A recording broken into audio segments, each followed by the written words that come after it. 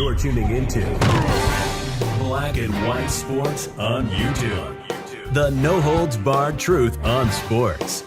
The main event starts. All right, Black and White Sports supporters. Well, I mean, we knew Aaron Rodgers and Mike Tomlin was pretty tied together from the standpoint of, well, would Aaron Rodgers consider staying with the Steelers even after Tomlin decided to step down?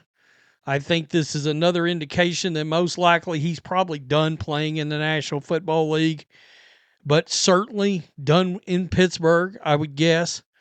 And it also tells you exactly how responsible Aaron Rodgers feels for Tomlin stepping down, from the standpoint of believing that they probably should have won the game the other night, even though it turned out to be not close. We know it was 7-6 pretty late into that game. And then all hell broke loose. It ended up being a blowout by the time it was said and done. But we got some details that have come out from Mike Tomlin's final meeting with the Pittsburgh Steelers. And evidently Aaron Rodgers got pretty messed up in this meeting. He was pretty emotional. And again, it's no secret. Everybody knows these two have been tight. Tomlin's always said he's had a ton of respect for Aaron Rodgers and vice versa. So this is Florio. Aaron Rodgers came to Pittsburgh in large part to play for Mike Tomlin. Now Mike Tomlin is gone.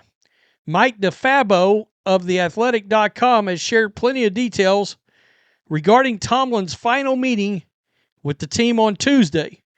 One stands out among the rest.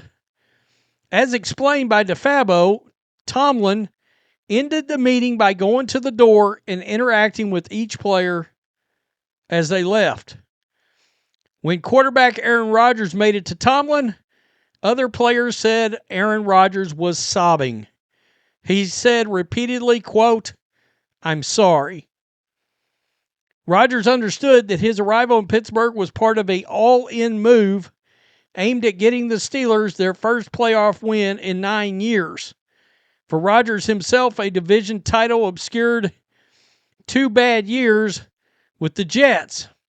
For Tomlin, a playoff loss to the Texans in a game that was somehow there to be had and became an abrupt conclusion to a 19-year tenure.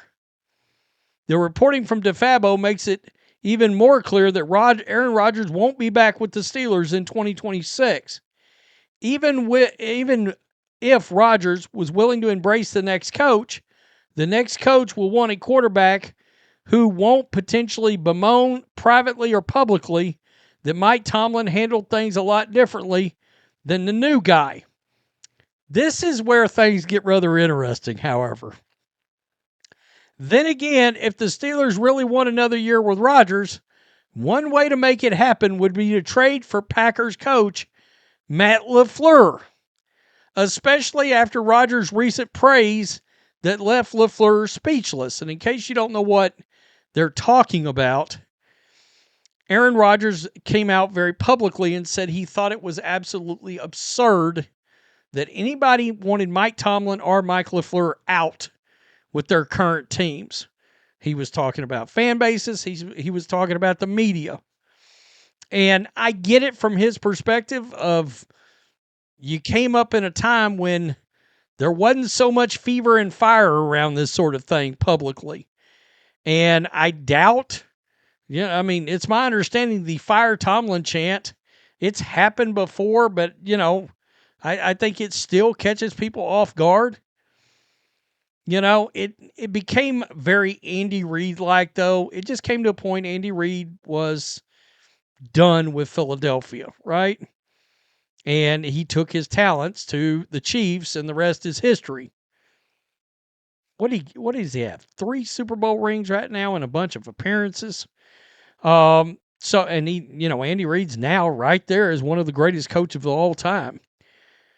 Not surprising that Aaron Rodgers got emotional. He's a big fan of Mike Tomlin, and we know that. Now, just on a side note, the Matt LaFleur thing. The Packers and Matt LaFleur still have not worked out this contract situation. They're still talking about it. I can't think of what it was exactly that Adam Schefter said on Green Bay radio the other day, Wisconsin radio, but it was it was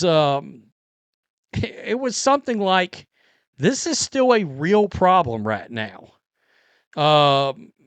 involving the Packers and LaFleur. It would be very interesting to see where this all goes. Adam Schefter on ESPN yesterday said, if I'm at LaFleur, I'm saying, if you don't want to pay me, then let me go. And the issue is that they may not want to pay him. All right? They may not want to, because we've talked about, and evidently this is a problem. We've talked about the fact that the Packers would not have made the playoffs if there wasn't a 7th seed the last, I think, 4 years in a row. And of course, they've also been eliminated. And the other day, they got eliminated very, in very embarrassing factor after leading 21-3 against the Bears.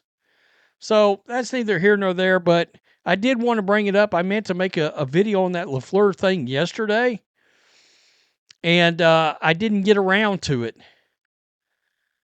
Now, it is interesting, though. The Steelers, LaFleur, would they do that? They love young coaches. I think there's still a feeling that he's going to leave Green Bay. As far as the Steelers head coaches go, Jesse Minter, Chris Shula, Grant Udinski, who I think the Browns kind of hope that they can snag away from anybody else. But the Steelers are starting to sniff around there. Robert Salah and Brian Flores. I think that's your 5 candidates. Is Aaron Rodgers going to retire? I don't know yet. I thought right after that game, absolutely, he's walking away. And then I thought, but if the Vikings call, and on top of it, the Vikings general manager didn't exactly give a vote of confidence to J.J. McCarthy the other day, which shocked everybody. I felt for sure he was done. Now I'm not. I give it a 25% chance that he comes back next year. And right after that game, I was like a 0.5% chance. I just did not think. I thought he's done. He's gonna retire. Tell me what you think. Peace. I'm out. Till next time. Thanks for watching the show. Be sure to like, comment, and subscribe. Be sure to tune in next time on Black and White Sports.